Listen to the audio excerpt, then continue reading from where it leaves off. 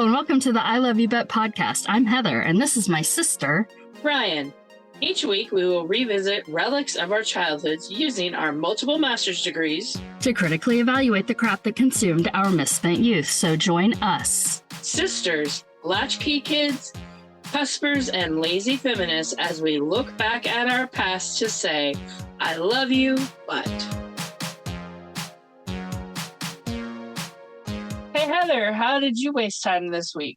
I watched the full second season of Good Omens. That's what I did. Oh, that's what I did too. I did that, but I didn't consider that a waste of time. Well, you know, I mean, I could have been writing the great American novel or whatever the fuck, but instead I was watching Good Omens, which is very enjoyable. It was lovely. It's a love mystery. Spoilers! Because I feel like I watched the first season when I was still living in the other house, and we moved here 3 years ago. No, probably not. I didn't. What's that word that everybody does? Google? Binge. I didn't binge the first season. I watched. Oh, I didn't. For several days. Oh, okay. Did you binge this one? What's that thing everybody does? Yeah, you know, binge. Breathe. Most of us. I watched like the first 4 one night and then the last 2 the next day, I think. Yep, 2019. Okay. That's when the first season came out. 4 years ago. Oh. So, yes, I would have. Time flies when you're having COVID. Spoiler. And I already told you this, so not a spoiler for you. Oh. I felt like the ending of Good Omens season 2 should have been the ending of Grease. Where instead of trying to change for each other, they were both like, you know what, I just don't think this is going to work out right now. And maybe we do love each other, but see you in the next millennia. See you on the next beach vacay, girl. It was a little heartbreaking. Yeah, it was. It was a little heartbreaking, which means also what makes it good television. It means that they can have a 3rd season. Yes, that's true. Well, They Won't They is like the ultimate Hollywood machine driving plot device. I am going to go see Oppenheimer at the IMAX theater in North Dallas. That is one of only 30 in the world. That is showing you're such a hipster. Well, I was like, if I'm going to bother to go see it in IMAX, I might as well, like, it's 20 miles away. Like, some people don't even have it in their country because it's only 30 locations in the entire world. I'm pretty sure we have more countries than 30 the last time I checked. Yeah, there's like upwards of 200 and something, I think. At least. In Europe alone. Yeah, you know, there's a lot of countries in the world. 200 countries in Europe. There's 200 languages in Europe. Well, that's fine. That's different. There have been multiple countries over the years. How many countries are there in the world? 195. Okay. This is now a geography podcast. Well, that's something to look forward to. Yeah, I mean, I don't know that I'm going to like it enough to put all this effort in, but I figure if I'm going to bother to watch it ever, then I might as well drive 20 miles to make see it a real pain in your ass. Yeah. Mm-hmm. I'm probably not going to see it. Okay. I mean, I guess I'll see it when it gets to something on my television, maybe. You probably won't, but that's okay. It probably won't, or I probably won't. You probably won't. Nah, I probably won't. I mean, you saw Inception, right? Yeah. And you saw at least one Batman, probably only one Batman, right? Like, ever? No, I saw of the 3 that... I saw the original one, and I saw the one with George Clooney, and I saw one of the ones with Christian Bale. Okay, so you saw one Batman that Chris Nolan did. Oh, okay. You saw Memento, because I know... Hold on, this takes me... It kind of takes us into our content, but it's relevant. So, Whose secret identity voice is better? Cool Writers, I'm not English guy, or Christian Bale's Batman? Better in what sense? Whatever sense you want to take that. More entertaining? More believable? More entertaining? More entertaining goes to Christian Bale. More believable also goes to Christian Bale.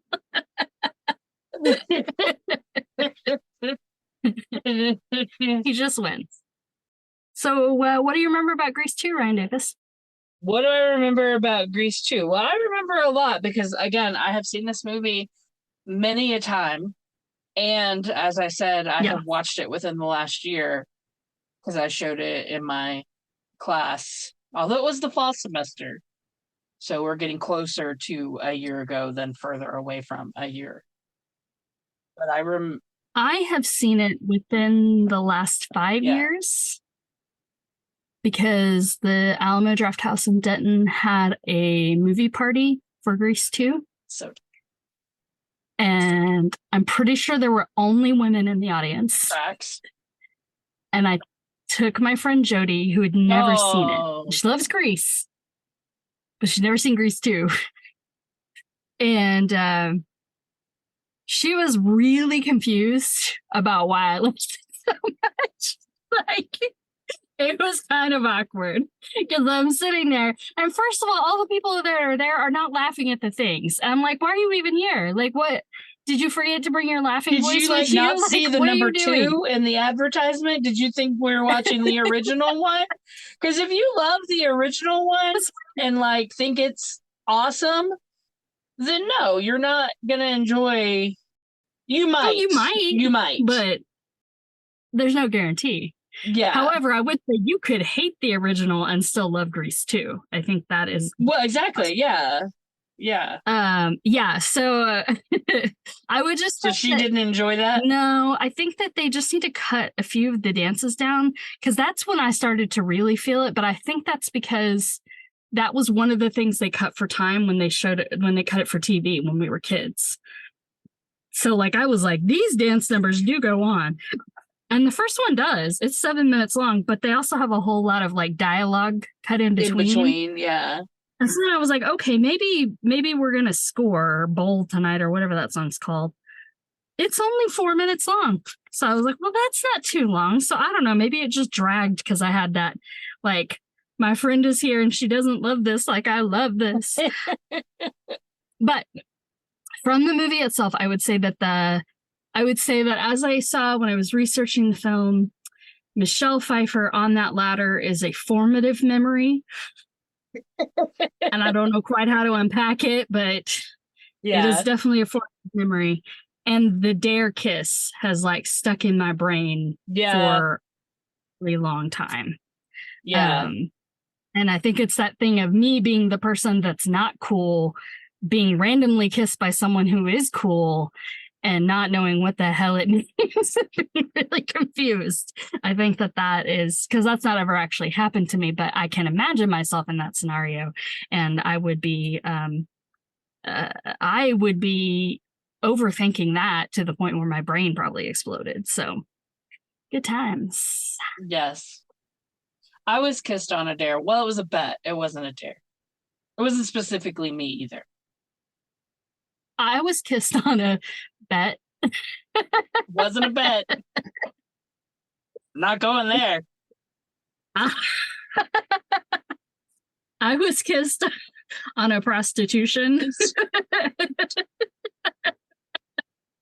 I'm pretty sure that whoever set that whole thing up, 1, was drunk, and 2, had the best of intentions. Whereas I was in middle school, so... and middle school boys were neither drunk nor had good intentions. So, but again, it wasn't specifically me. It was like, who can kiss the most girls in X amount of time? So... Oh, that's weird. Yes. But that person... just wrote something very nice about the passing of our father. So, it's fine. It's nice. I got hit in the eye with a tennis ball one time in 9th grade. Mm-hmm. On purpose or on accident? I remember that. But I can't remember if it was on purpose or on accident.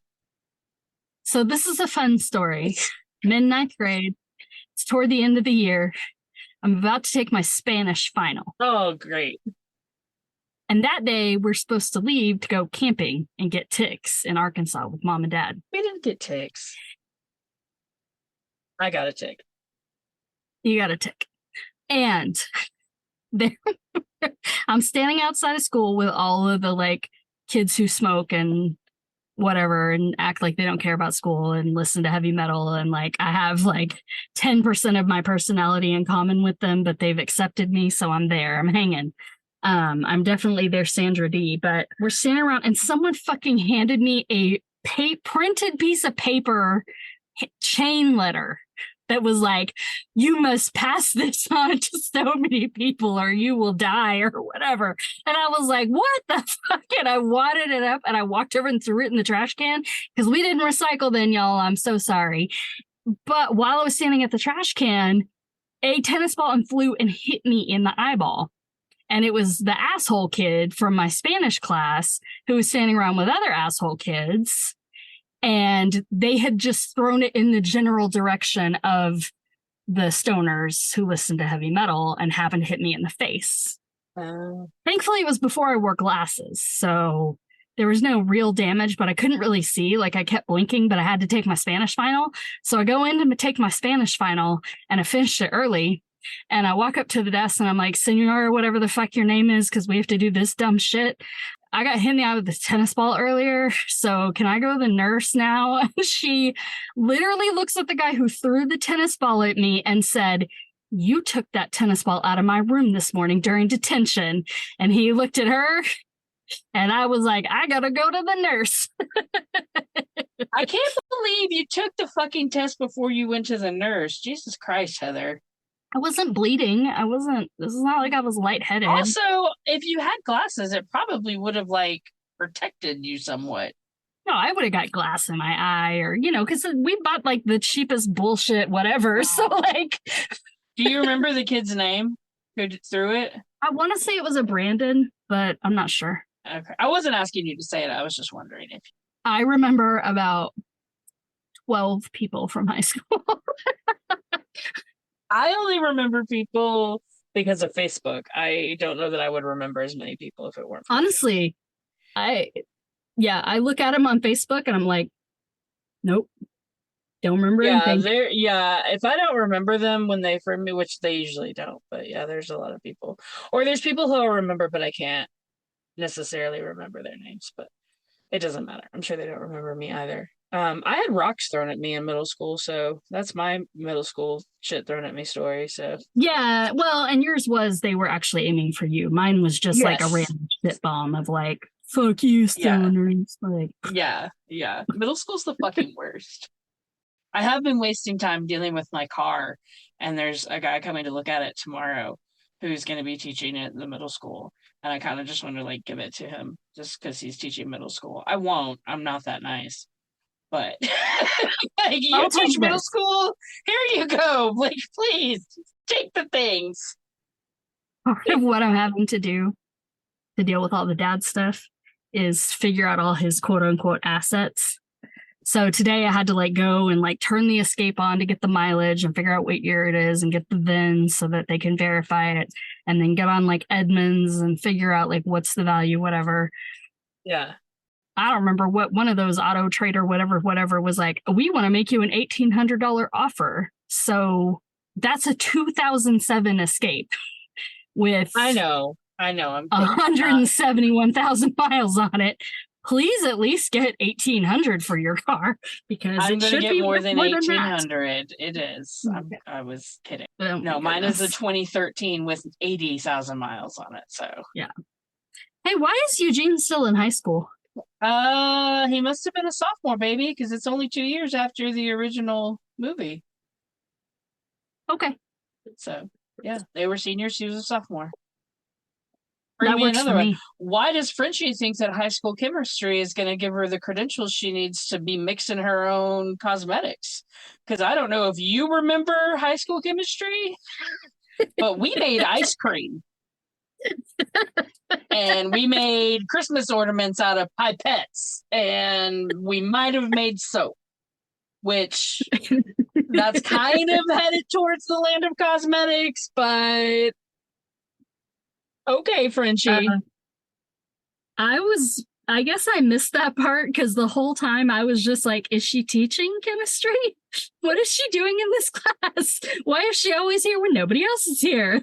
She just like haunting the school and hanging out in the chemistry lab? Is she dead? What the fuck is going on? Like, I was really confused about the Frenchie thing. I'm here to get my chemistry so I can mix my own cosmetics. I'm sorry. I remember. Did she actually say those words? Yes, that's like a direct goddamn quote, Heather. Like there is nothing I don't remember about this movie. Like I love this movie, even though it does start to drag. But yeah, we can talk about that. Yeah. How much did John Waters steal from this to make Crybaby? I don't know. No. No, see, now this is like another. So these are two of my favorite movies, right? But I don't like. I'm not. That's fighting words, Heather Davis. I'm glad we're not in the same house today. Why? I don't know. I'm saying like homage. Like I don't mean it in a bad way. They're like different movies. Like I don't think that he stole. No, I say no, not at all. Maybe a little, but whatever. Do you want to hear a funny thing about how my little messed up brain works? Yeah. So when I was like, well, I remember everything, what can I write down? And so I started to write down, oh, the actor that played Johnny was in one of your favorite scenes from White Christmas, Heather. But oh no, they couldn't have been because there was like 30 years. 40 years in between those movies. That was the guy from West Side Story. But like in my brain, they have like similar hairstyles and face shapes. And like because it's set in the like 50s, like my brain did a thing for a minute. And then I was like, oh no, it wasn't. My brain's broken. I was like tiredly IMDbing last night after watching it. And I was trying to convince myself that the guy that played Goose was also the guy that played the like horny, terrible friend in Raising Arizona. And I was like, they're not the same person. I was like, oh, they're the same person. They're not. I can see how you would think that. But yeah, no, I was like, what are you even writing right now, Ryan Davis? Like, this is racist for one, and like goes against time, the mechanics of time for two. I think it's fair thinking about Grease 2 and going against the mechanics of time. I think that's only fair because this movie has so many anachronisms. It's like they just gave up at the end and they just went and bought off the rack at whatever mall for Michelle Pfeiffer. Like those dresses did not look like they were from 61. Like they ran out of budget and they were just like, speaking of budget, did you know that the budget for this movie was twice what they for Grease? Where did that money go? Did it go to the extras? Like maybe. Where? I was gonna say, so when you're thinking about like, did it go to fake bowling balls? They're just throwing those around like they don't weigh fucking anything. Like they've got some big old arm muscles. So this movie was directed by the woman who did the choreography for the original Broadway production of Grease. So that correct, and the choreography for Grease, the movie. Oh, okay. I didn't read that part. Yeah, she did both. Patricia Birch is her name. So that doesn't then explain why the dancing's so much better. And there's more like big people scenes than there were in the original Grease. Yes. Some of the dancing is better. Some of the dancing is very bad. I don't understand how they cast leads who cannot really dance and cannot really sing and are not that great at acting. And yet they had twice the budget of the original Grease. And you know what I don't understand more than any of that? Huh? why I still think this is a better movie than Grease. It's just fun. Like, I think it's because as much as I love the bromance in Grease, this just has so many little pockets of queerness that are like, that's not right. that's not. Yeah. What? What? Why, Johnny, are you using double stick tape to get your shirt to stay that far open and that far down? Probably. Like, is that what's happening to you? There was a lot. And I mean, I know I like for sure the fact that like the gender roles were reversed. I've always liked that, where it was like she was the bad girl and he was the like boring goody two shoes guy. Like, I've always liked that for sure. But I did, as I was like, because towards the end, you know, it was at the end I got bored. And I was like, how much queerness is hiding in this movie? It's like Cracker Barrel. And so I started it's like Cracker Barrel. So our friend John has a theory that you can go into any Cracker Barrel anywhere in the US. I'm assuming we don't have Cracker Barrel outside of the US. Cracker Barrel, for those of you who don't know, is a chain restaurant that has a store in the front part of it. And in the back part of it, that's the restaurant part, they dress it up with all this like old-timey memorabilia and shit. So like old like butter churns and like advertisements, like a lot of old advertisements. And old advertisements. And then they got like old ass photographs of like random people in there. And if you go, and so far we have proven this to be true, everyone we checked, there is at least one photograph of a person who is very much queer. Like sometimes two people in the photo. I don't know if they did that. Yes. I don't know if they did that when they got in trouble back in the 90s for, you know, like being homophobic. And they were like, well, we're just going to hide a queer photo in here. Or if it's just the fact that if you take enough pictures of enough people over time throughout the history of the world, queer people are going to show up because we've been here the whole time. It's just a fact. But as I was Googling, I found that in Bristol, England, on the 40th anniversary of this movie, so I guess 2022, they had a showing of it and called it Queering Grease 2. And had like a drag MC and like did all this other stuff. And so it was like kind of like, okay, everybody, we're going to come and watch it and we're going to like make it queer. It's like, yes, this is the asymmetrical kind of reading that I enjoy doing of mainstream media. It makes my heart very, very happy. I get it. I'm here for it. But Alan Carr did produce Grease. Yes. And Grease 2. And our other favorite terrible musical, Can't Stop the Music. And he was a gay man. So I don't think I'm too confused. Is that about the one about the village people? The movie about the village people, 100%. If you Grease 2, go find yourself Can't Stop the Music, because you'll love it, love it, love it. Speaking of casting, Tom Cruise auditioned to play Johnny. And they didn't cast him because they wanted someone older and taller. Yep. I don't have any facts that you don't have. I went pretty deep on this one, I gotta tell you. Oh, did you? Okay, I tried. There wasn't a whole lot. No, there's really not. I was really hoping for a lot more. But there is, and I'm not going to remember the name of it, and I'm sorry, y'all, I'm the worst. But there's a website where they'll rate the lesbian level of characters.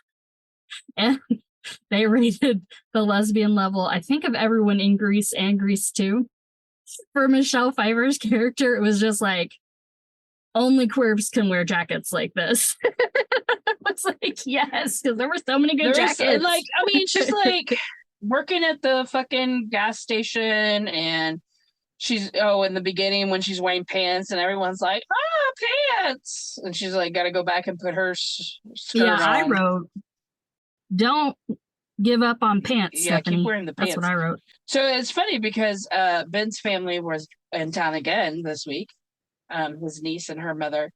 And apparently his niece asked her mother, who is, she just had a birthday and she turned 40 something, 44 maybe, I don't know. She's like kind of near your age, but older than me. And her daughter, who just turned 10, asked her if she was allowed to wear pants when she was in school or if she had to wear skirts.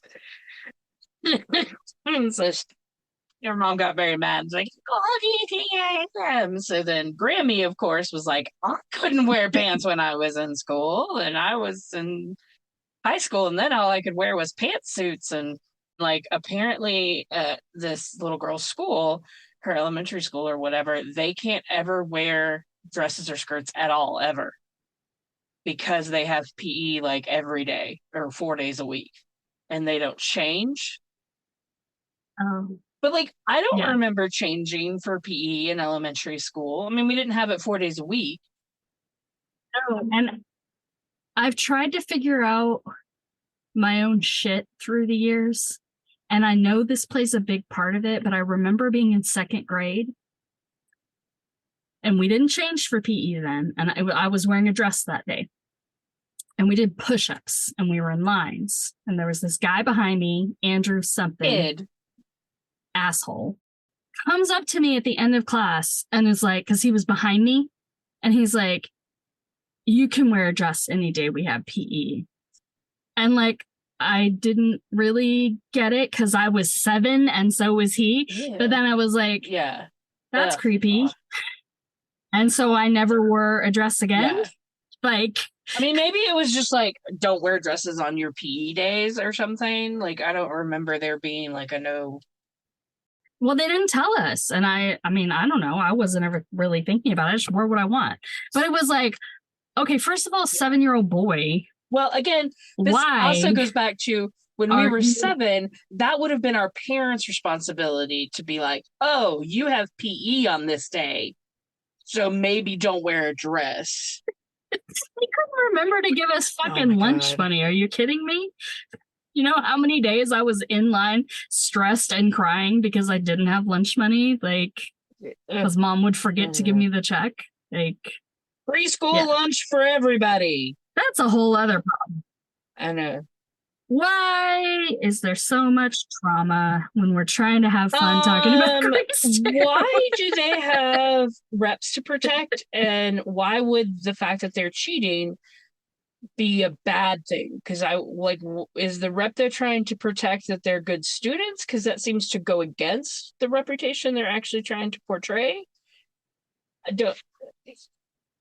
I'm going to cut this short. Trying to question why anybody does anything in this movie is a complete waste of time. Evidently, they started shooting without a finished script. How they didn't have a finished script based on what they shot, I don't understand, because it's not like this is like gold standard writing. This is really formulaic bullshit writing that every once in a while is unintentionally hilarious. So I don't think it's worth it. I say, unlike other movies where we might try to unpack some shit, tease out the reasoning behind the ridiculousness, before, because, it really took until about the 2000s, and I would say even the 2010s, before people were like, maybe there needs to be actual motivation behind this character's decisions. And until then, it was just like, because that makes the story better. Or because we want her to be topless or whatever. So, yeah. Okay, well, then I have another either or question. Which is worse, charade or drive-in? Charade. I fast forward through that shit every goddamn time. Like, I cannot. No. Even. It's so bad. And there is no dancing hot dog in the background.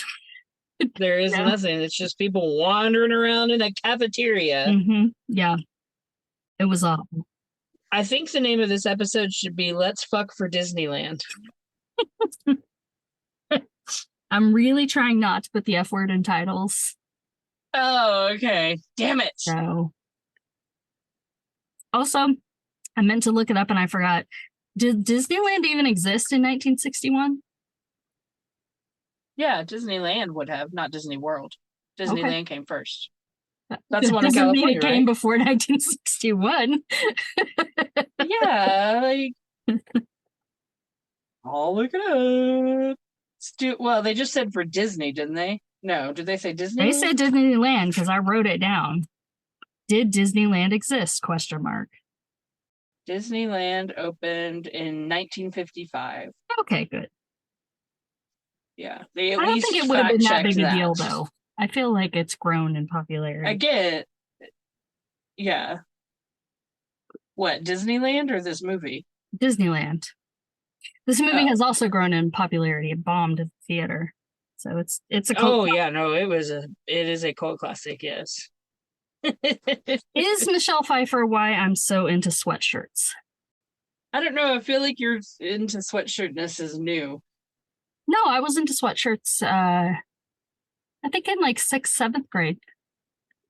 Oh, I can't remember back that far. When you won the Dare essay contest? Somewhere around there. That's the only thing I remember about you being in 6th grade. That and you go into that like Enterprise City, baby. Like, Enterprise City, yeah. I was like, Optimus? No, that was that scary place we had to go to. Yeah, Enterprise City. I wish that we had an Enterprise City. I would take kids there. That'd be fun. It was really good. Dad was there. That was one thing Dad did. Oh, he went on a field trip with you to Enterprise He City? hung out with some kid all day at his store. And then after that, the kid like tried to be friends with me because he thought my dad was cool. And I was like, was it a coffee shop? Not like was that not like and over the years I became even less like my dad, where it was like, this is not you want to hang out with my dad, kid? That's weird. But you come over and you hang out with my dad. He and I are very different. Thank you very much.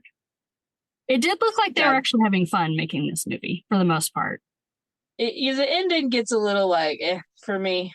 I will say. But apparently Michelle Pfeiffer and Maxwell Caulfield did not get along, and that is very apparent. You do realize that they are quote unquote in love with each other, and they have 2 scenes where they actually have a conversation. Well, it's the same in Grease, right? Remember how many scenes did they actually have together in that movie? Well, there's the implication that they've had they have a history. Yeah. But, I mean, at least in this one, she doesn't ever try to change herself for anyone other than herself. Mm-hmm. Yeah. So wearing a leather jacket with nothing under it seems like the worst thing ever. Hey, you know what happened in that scene, though? He borrowed Johnny's double stick tape so that he could tape it open as wide as possible, as low as possible. And then at the end, when they're in their graduation caps and gowns, you really see how Maxwell Caulfield has absolutely no rhythm when he's like walking with him, trying to do the knee lift thing. What he's doing, it's like so far off. No rhythm. He can't sing. He's not a good actor. He's just a slab of meat that looks pretty. I mean, yeah. And then he played Rex Manning. Amazing.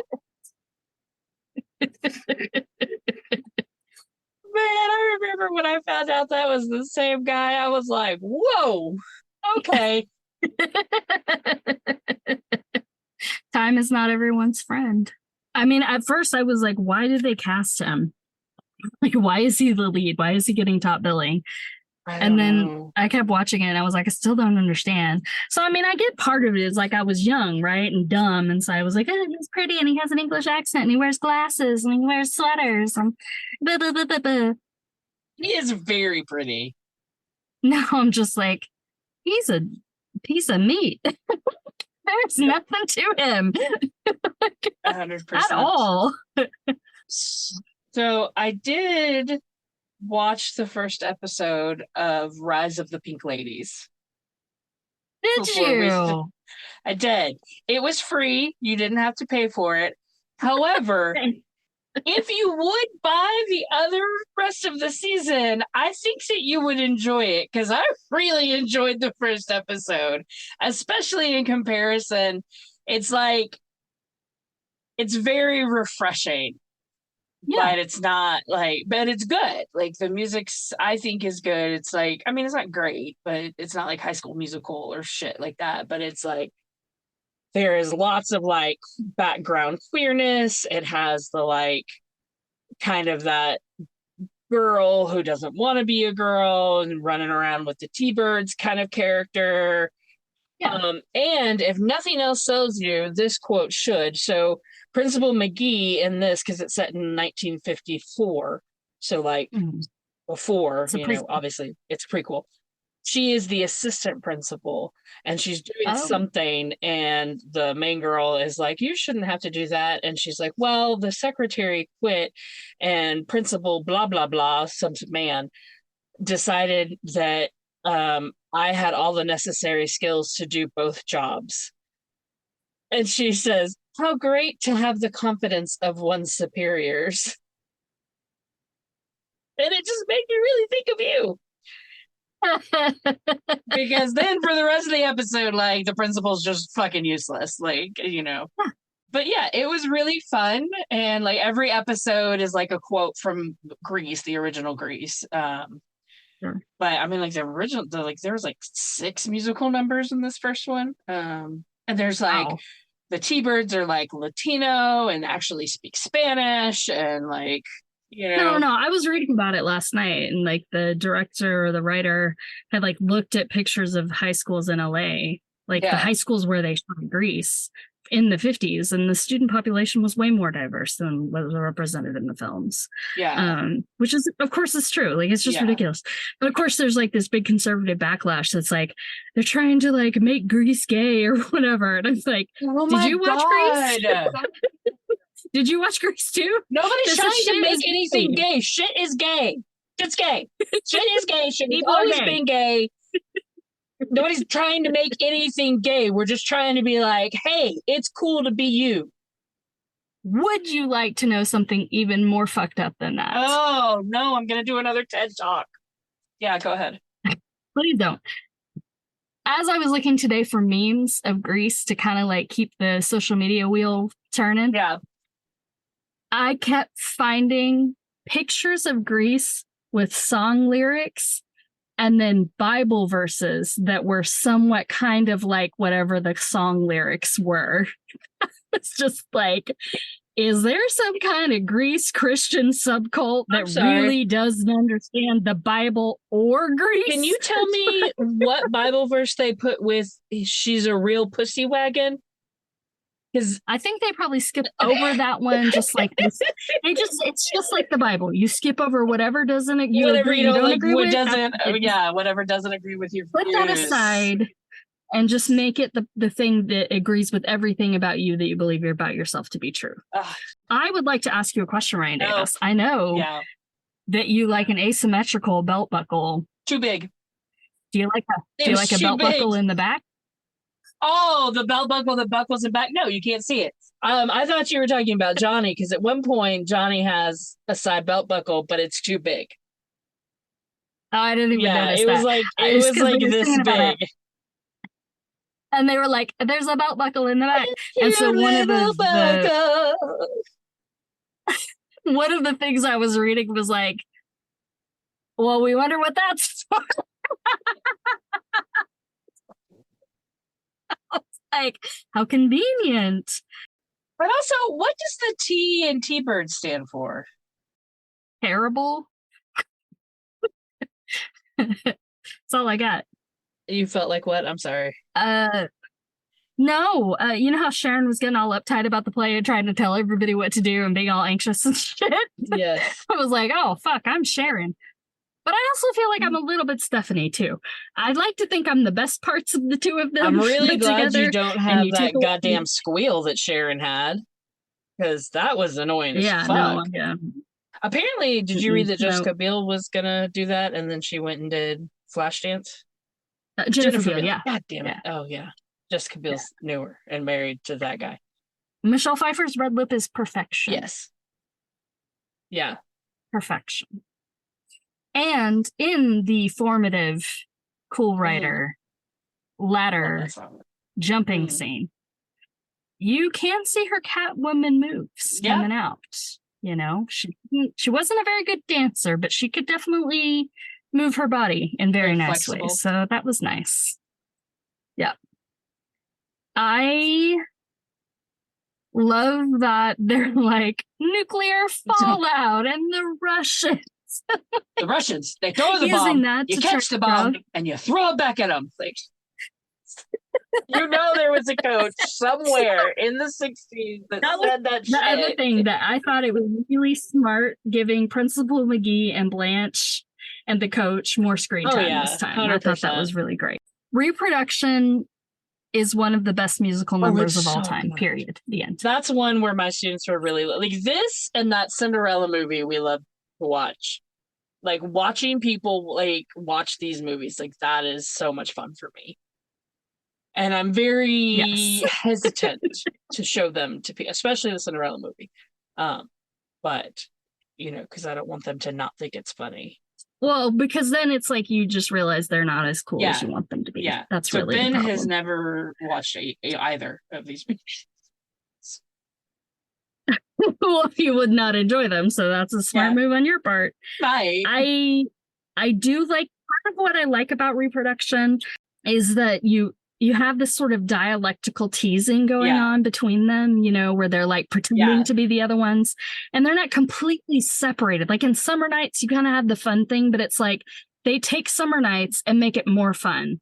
They're still playing on the stereotypes, but they're literally in tension with each other in the same space, instead of being these completely separated gendered identities. So it's that kind of thing where it's like, why do I like Grease 2? And it's like, that's why I like Grease 2, because it's a fucking stupid number, but it's really funny. I feel like and there's some really clever and, language in it too, and like playing with words in a lot of places. Well, the fact that like she says, I'm tired of being someone's chick, you know, like there's more to life than making out all the time. I ain't nobody's trophy. Yep. A good clean cut American Boys, and there's some good breeding on that stage. It's so important, man. Miss Mason, you little Nazi. Damn, bitch. So you know how I really like voices? Yes. And they do things to me. Okay, manicured fingernails on long fingers, dusted with motor oil. Apparently, that does something to me too. When Caulfield is like working on his motorcycle, the carburetor thing, that was the sexiest. Yeah. God damn. I was just like, the hands. Oh my God. I could not. Yeah. The dumbest thing in the whole movie, though, is when he does the sidekick off the motorcycle. I have a follow-up question for Who's That Guy? You ready? Oh, yeah. Can he close his mouth? It's such a good, like, there's so many good songs. They sing so loud. I wonder if it's part of the fact that they're not that good at singing or dancing, that maybe we like this more because it seems more achievable for us. Maybe. You know, Grease is like a little too polished. And even though the lyrics are dumb as hell, it's still just like, you know, I'm not going to hit that falsetto note that John Travolta hits ever in my life. It's not going to happen. Well, but like, they're not singing about real shit. Like in Grease, you know, Rizzo's like, I messed up, but I don't care.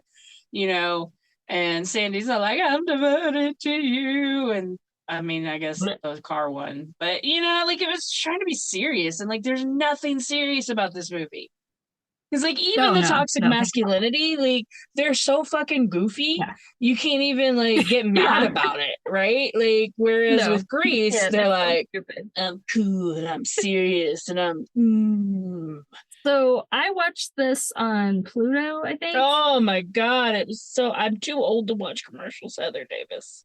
So, I was annoyed by the commercials, but let me tell you, the last time that we watched a movie and I had to watch it on one of Tubi or some shit and it had real commercials on it, there was a secret commercial and I got real mad and did like a mini rant about it on here because I'm like, what does it have to be a secret?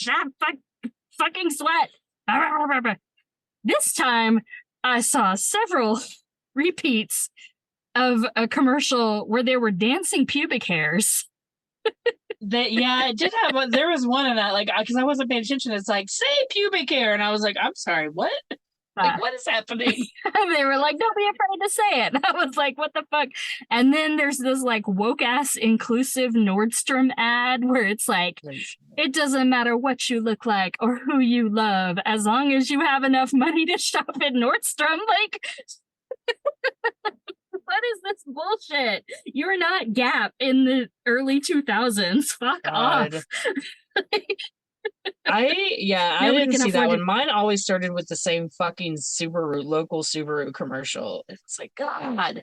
Because the only thing worse than commercials, so at least when we were kids and there was commercials, they were different. Like, you might have some repeat, but now with commercials, it's the same fucking 5 commercials every time they go to it's just like. So the other way, speaking of commercials, the other way that I wasted time this week was that I got caught up on the first however many episodes they've released so far of What We Do in the Shadows, the latest season, which is very, very funny. And I was laughing a whole lot. But every single commercial break, I would get a different ad for a dating app. So it started off with like one for just Black people. And I was like, okay, that's not me. And then they had another one that was like just old people. And I was like, maybe. Closer. And they had one that was like just Christians. Nope. And I was like, nope. Older. It's like, what's going to come next? Like, nothing else came up. But I'm like, I'm just going to keep watching What We Do in the Shadows because it's good. And I want to see how many demographics they think I fit into. Like, is farmersonly.com still around? I have no idea, but I didn't see that. Those are commercials I would watch. Those were fun. Those were funny. I miss infomercials, man. If you're going to give me a commercial, give me an infomercial. Yeah, maybe that's TikTok now, apparently. That's what TikTok's for. It's to sell products. The wraparound riding on the motorcycle, that can't be safe. But that was really Michelle Pfeiffer, and she really did that. Yeah. Pretty incredible. Why would you go to the grocery store to find girls that will fuck you? Was that the implication? Did I misunderstand that Down song? At the grocery store. I don't know what kind of grocery stores they had growing up, but I was like, is this man? Is this a double entendre? Those grocery store checkout ladies are real slutty. I mean, they did make vast improvements, though. You have to give them credit for that. Like, from their first audition to what they performed. Oh, yeah. I will say that talent show had a lot more planning and intention than the talent show that I organized at my school this last that's because you are not a Sharon girl. If you were a Sharon, that's how your talent show would be. It's a 90-minute block of auditions, and I was like, what are you gonna do? And then kids just emailed me, and I was like, sure, you can be in the talent show. But it was great. It was great. It was like all these little children playing songs from the 90s and making me feel old as fuck. So, it was a shit show, but it was a fun shit show. There were no props or scenery, or costumes. When she wins the talent show because she's so distraught over her in not a boyfriend shock being fever dead. dream, like someone whose face she's never seen is dead, and she's like, he's dead. Oh yeah, I said she didn't forget the words. She's in trauma because the stranger she thinks she loves is dead. Now he's a motorcycle angel on a mountain of defunct motorcycle parts. I have no word for motorcycle heaven.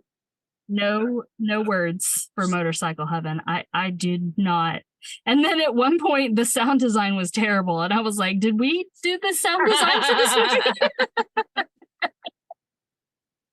And then I think in Motorcycle Heaven, they promised to keep their love alive or some shit. This is like, what the Don't forget fuck? Me. And then all hell breaks loose at the Waka Waka Luau.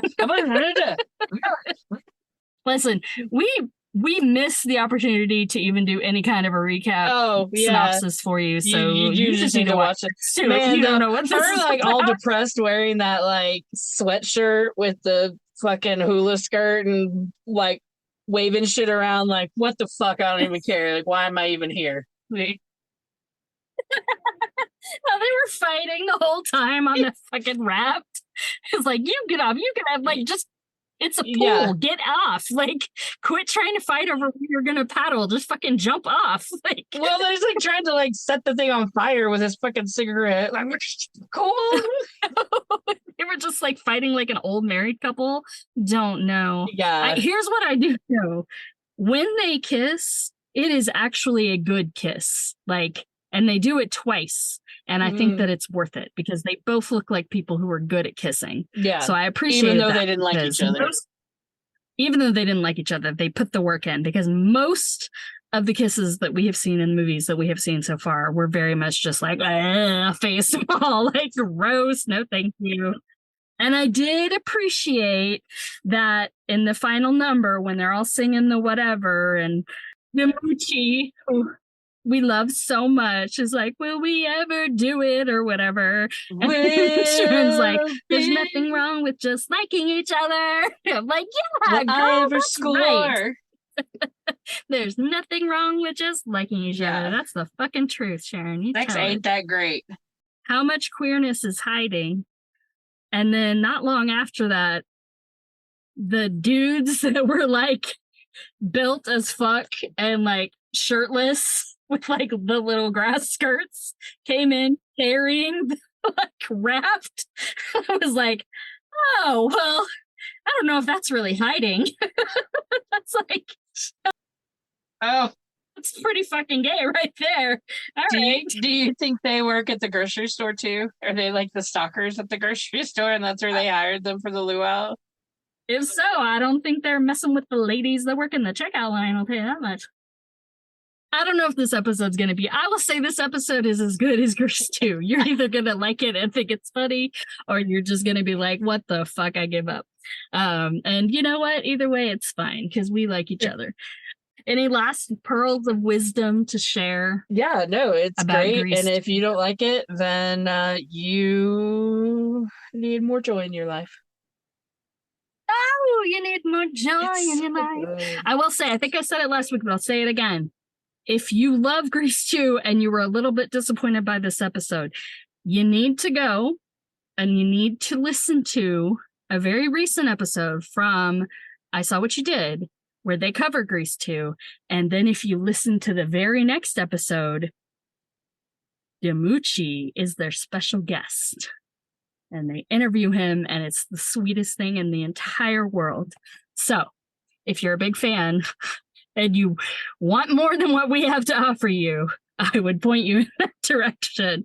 And if you want to argue that Grease 2 is not better than the original Grease, I would point you to Mr. Red Goldstein, who I think won an Emmy and is now in the Marvel series. And he agrees that Grease 2 is better than the original. Andrew Garfield said it's one of his favorite musicals. That's right. So we got some talented ass people. Okay, I remember one more thing. Oh, yeah. I remember that our good friend Teresa, when we were in high school, she found the soundtrack on cassette tape and we like shared it. Like you shared it, like you would have it for a little while, and then she'd have it for a little while, like a child. Yes. We had custody. Yeah, we shared custody. Of Did you drop it off? I think we may have at McDonald's on a Friday night. We bought it at like recycled, and like we each paid half or something. I don't know. I might be making some of this up, but it's funny. Keep it going. I don't know where it ever ended up. Was it pink? But I don't remember. Okay. Yeah. I know that I shouldn't enjoy the Pink Lady Pledge, but I very much enjoy the Pink Lady Pledge. There was far. See. Love it.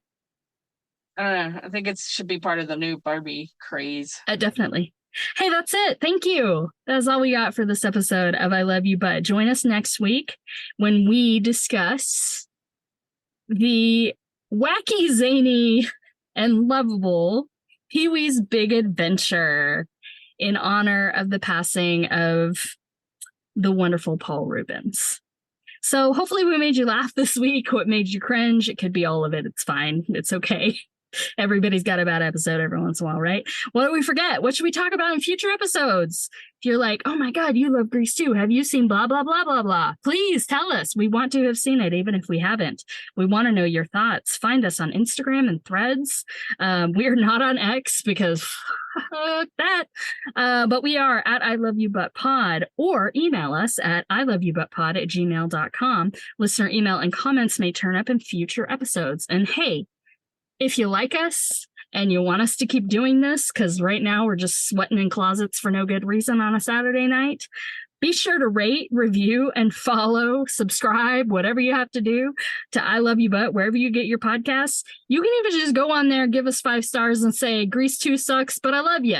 That'd be a great review. Or tell us the thing you love to hate about the 80s or all of your guilty pleasures. We want to know. We so appreciate you listening. If you're still listening, I am Heather. I'm Ryan, and we send you lots and lots of conditional love.